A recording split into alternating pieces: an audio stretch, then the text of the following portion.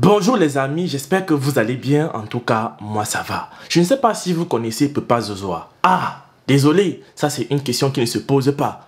Pepa Zozoa, le plus grand blogueur camerounais, celui-là même qui est le centre de l'information, le centre de la bonne humeur et le centre du Congossa, du Njapap, qui on le sait, voilà, est une denrée très importante pour les Camerounais et en train de lire. Parce que, non seulement il a perdu sa page Facebook et en plus il risque de faire la prison. Et aussi désolante que puisse être cette nouvelle, aussi scandaleuse que puisse être cette nouvelle et aussi incroyable que ça puisse l'être, il y a des explications. Et c'est Nzuimanto, un célèbre activiste camerounais, lui aussi blogueur, qui a tenu à nous apporter quelques explications. Voici là où tout a commencé. Enfin, voici là où tout a commencé à être révélé. Il y a 2 jours, Nzuimanto disait ceci. L'influenceur Pepa Zozoa attendu au CED pour escroquerie.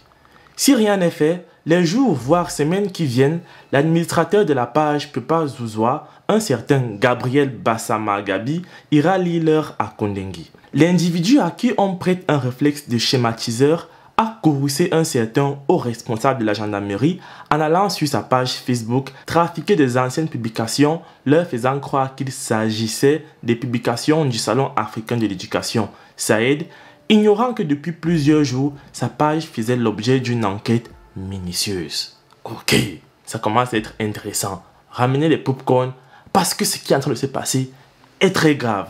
On continue. L'affaire remonte au 7 juin 2023 lorsque ce dernier signe avec monsieur le président de l'organisation JUSA un contrat visant la communication autour de la 3e édition du SAED. Ce contrat stipule clairement que l'influenceur fera 14 publications, soit une par semaine sur sa page, jusqu'à l'événement. L'influenceur exige à son interlocuteur une certaine somme, dont une avance qui lui sera d'ailleurs versée en totalité le lendemain. Sauf qu'à surprise générale, l'influenceur ne respectera pas ses engagements. Le président de la dite organisation va tenter de joindre Gabriel Gassama et tombera sur un certain Florian qui lui demandera d'aller s'entendre avec son administrateur. Le patron de la JUSA va saisir ses conseils qui, une nouvelle fois, prendront attache avec l'influenceur, mais, comme à l'accoutumée, feront face au mépris selon leur propre dit. Une plainte pour abus de confiance et escroquerie a été déposée 3 jours plus tard au CED. Une enquête ouverte permettra aux enquêteurs d'expérimenter le personnage malhonnête de l'individu dont certains méfaits leur sont parvenus sur le passé. Autrement dit, ce n'était pas la première fois que Pepa Zozoa se livrait à l'escroquerie en masse sur les réseaux sociaux. Prendre l'argent des gens pour faire la publicité, mais pourtant, il ne fait pas la pub. Hein? C'est Mamini, raconter la vie. On continue. Après avoir consulté le contrat liant les deux parties, les enquêteurs du CED ont scanné toutes les publications de la page de Pepa Zozoa datant des 2 derniers mois avant de prendre attache avec l'administrateur Gabriel Bassama. L'homme va débloquer un autre niveau du sens en modifiant d'anciennes publications sur sa page qu'il présentera aux enquêteurs comme les publications du Salon africain de l'éducation. Sauf que, au Vadon Nambutuku, les liens des publications modifiées envoyés aux enquêteurs du CED les renvoient à toutes les anciennes publications scannées. Une procédure visant à saisir le procureur a été engagée et ne soyez pas surpris d'apprendre la capture de Pepa Zozoa. N'oubliez jamais qu'échouer le schéma, c'est réussir le concours d'entrée de Kondengi. Ah. Vous savez, ça fait 2 jours que cette affaire est sur la toile. Mais parce qu'il y avait les obsèques de Cabré Nandip qui ont attiré toute notre attention, on n'a pas vraiment eu le temps. En tout cas, je n'ai pas vraiment pris le temps de vous parler de ça. Tout de même, j'ai remarqué que le même jour où ce communiqué a fait face, ce même jour-là, Pepa Zozoa a arrêté de publier. Mais sans plus d'informations, je me suis réservé de dire n'importe quoi. Et même pas 1 jour après, Nzuimanto est revenu nous informer que 3 autres plaintes ont été déposées au CED contre Pepa Zozoa une nouvelle fois. Donc c'est comme si la première plainte qui a été déposée contre lui là, ça a activé la conscience de tout ce qu'il a escroqué. Pepa Zozoa, qu'est-ce que tu as foutu comme ça? Qu'est-ce que tu as fait?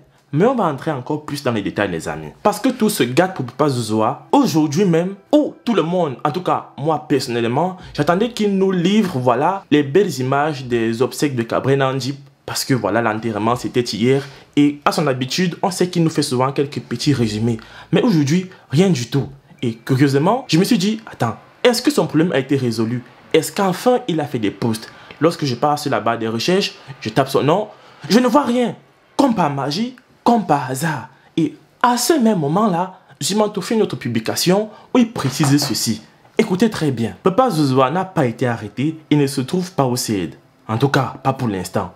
Mais l'un des plaignants a marqué son accord pour son interpellation qui aura probablement lieu en semaine.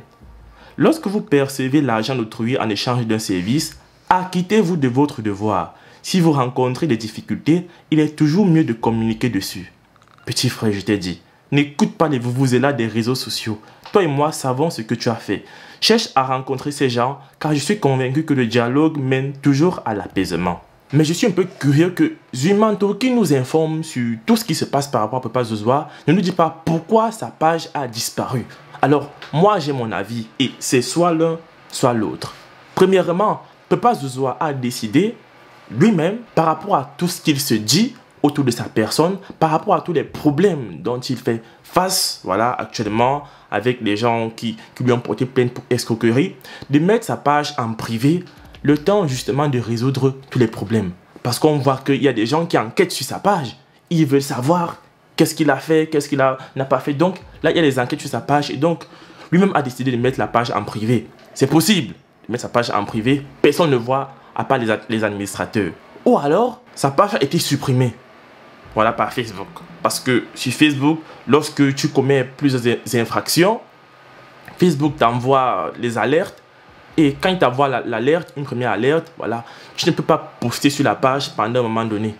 Et si Facebook trouve que tu as une autre infraction, et ben, au bout de trois infractions, supprime ta page.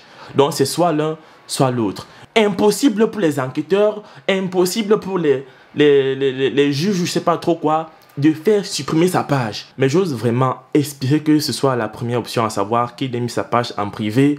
Voilà, parce que les enquêtes autour de sa personne, c'est pas très évident et c'est pas facile à gérer. Et tout ce que je retiens dans cette histoire, c'est que chacun a son tour chez le coiffeur.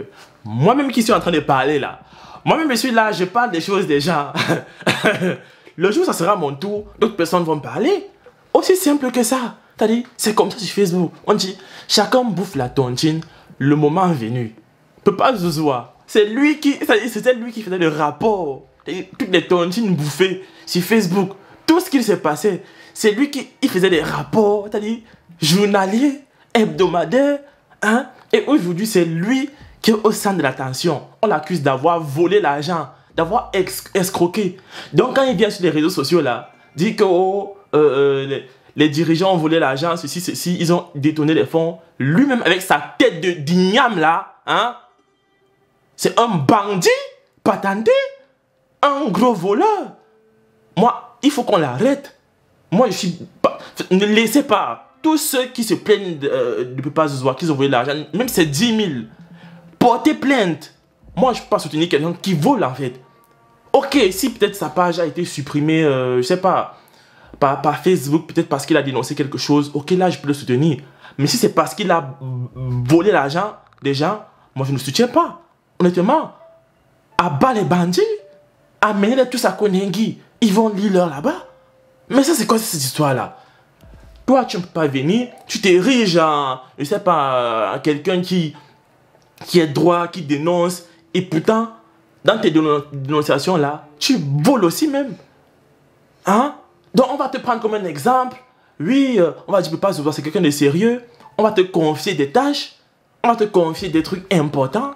Et puis, tu vas détourner l'argent. Non, mais ça, c'est quoi ça? Ça, c'est quel comportement, ça? Hein, Papa Zozoa? Laissez ceux qui ont fait diffamation. Peut-être eux aussi, ils ont une mauvaise information. Je dis, prenez ceux qui bouffent l'argent des gens sans faire ce qu'on leur demande de faire. Et pire encore, ils partent modifier les anciens posts. Et donc, vous me dites ce que vous en pensez par rapport à tout ça dans les commentaires. Vous likez, vous commentez, vous partagez. Moi, je vous aime. On se retrouve très vite. Ciao.